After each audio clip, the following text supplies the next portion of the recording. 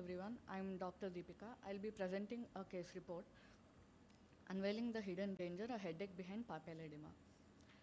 A male student aged 19 years presented with diffuse headache for the past 2 years with no visual complaints. He was treated with NSAIDs at multiple places with no relief. He had no other history of chronic drug usage.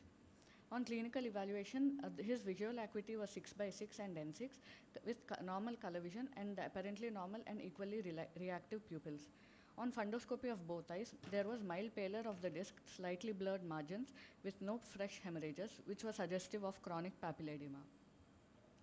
On investigating this patient, complete blood count, ESR, CRP, random blood sugar, BP, VDRL, HIV, chest X-ray, HbS, Ag, fasting lipid profile, thyroid profile, and Manto turned out to be normal, and non-contrast CT brain also turned out to be normal.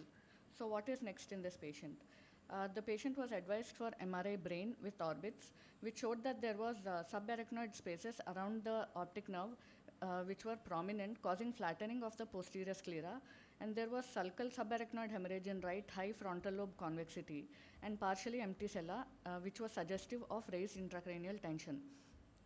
So is it idiopathic intracranial hypertension, which can be easily ruled out with MRV brain with orbits, which showed chronic thrombosis of superior sagittal sinus, sigmoid sinus, and bilateral transverse sinuses with multiple collaterals.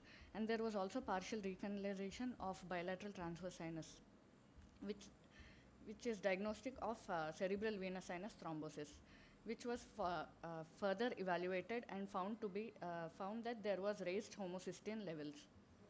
On treatment, later neurologist opinion was sought, and the patient was advised for subcutaneous low molecular weight heparin for 5 days and tablet apixaban with 5 milligram, which is a selective inhibitor of free and clot-bound factor 10A as well as indirect inhibitor of platelet aggregation. This helps prevent formation of new clots and dissolution of existing clots.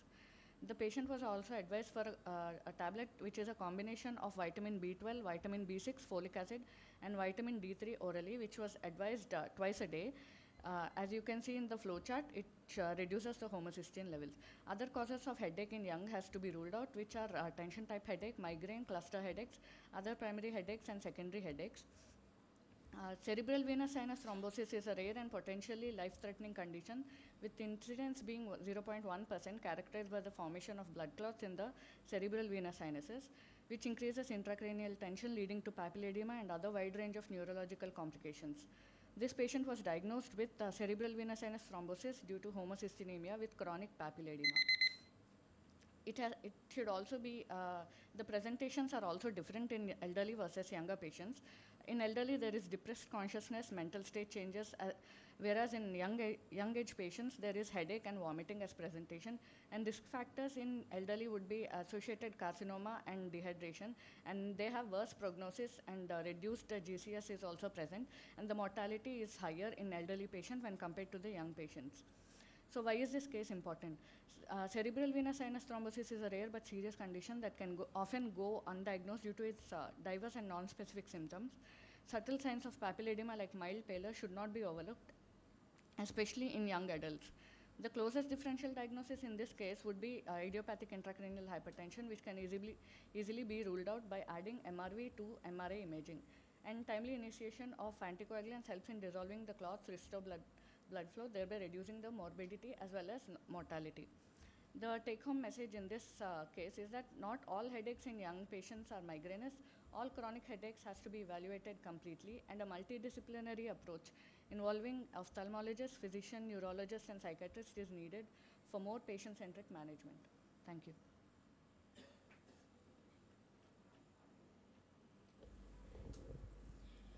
So I think you should not have thought of idiopathic intracranial hypertension because MRI showed subarachnoid hemorrhage. For making a diagnosis of IIH, imaging has to be perfectly normal. You can label it as a benign intracranial hypertension. Secondly, you didn't characterize the headache, what type of headache, morning headache, throbbing headache, it was increasing of change of posture, transient obscuration of vision was there or not. Those things should be asked for. Yes, ma'am, we have asked for it, and there was diffuse headache for the patient, And there were no aggravating factors. He just mentioned that it was a diffuse headache, diffuse and generalized. Usually, transient visual obscuration are there, and it's changes with the posture, so those ma'am. things are always there, Yes, ma'am. Just headache in papilledema or BIH is slightly. So for you, ma'am, is generally for your it should be proper history in toto. So clinically, so in case of early cases of papilledema, is it possible to what is the ideal lens to detect early, very early papilledema clinically in your setup, initially OPD setup? Fundoscopy, sir, like ophthalmos. Fundoscopy is a huge one. I am specifically asking the which lens is best for the disc.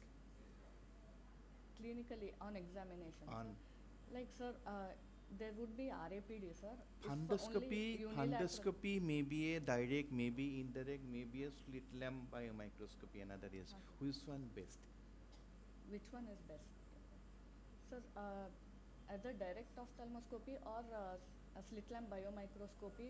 And answer is always slit lamp biomicroscopy is with 78 diopter is the to eliminate all other vectors one.